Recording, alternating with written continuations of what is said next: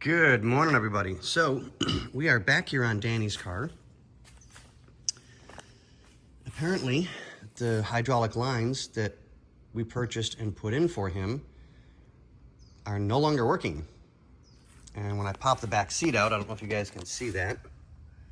That's oil. Well, hydraulic fluid. And you can smell it. God, I hate the smell of it. So we're going to do some quick cleanup because he had to have the top down.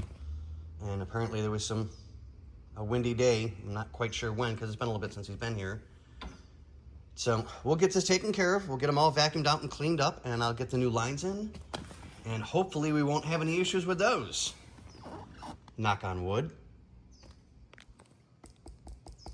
Okay, so on that note, ladies and gentlemen, boys and girls, Danny, we'll get you all set, buddy. See ya. Good morning again, everybody. So we're back. Took forever to get the oil off of the floorboards, and I'm not taking any chances because I don't want any of that stuff to get the smell onto the new seatbelts that we put in a few months back. So I laid plastic down just to be on the safe side. So now I'll pull the back seat out. Then I'll start pulling all the paneling out to get that taken care of on both sides because we've got the hydraulic lines that start there where the rams are. You've got one on top and then one on bottom. So I'll disconnect the top lines first, of course, because it's easiest and it doesn't allow a whole bunch of fluid to just start rolling back out again. But yeah, we're getting there. A little slow this morning because that oil was really bad. Apparently both sides have been leaking. So it took me a couple of scrubbings to get it done.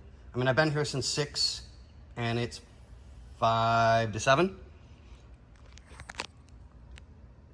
Yeah, 5 to 7. Okay, so let me get my butt back to work. So, but we'll keep you guys updated, I promise. All right, see ya. And we're back again. So, we were asked a couple of times as to what the issue was with the lines that we're getting.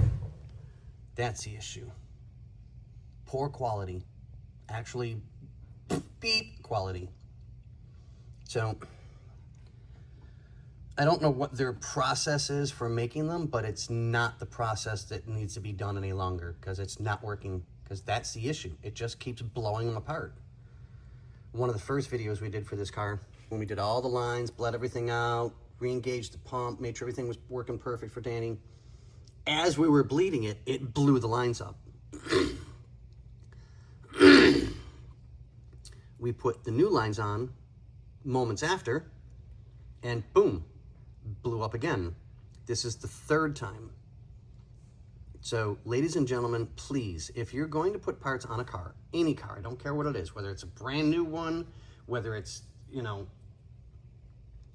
old one like this, please find quality parts. Don't put big company products on your car because chances are they're very shoddy workmanship.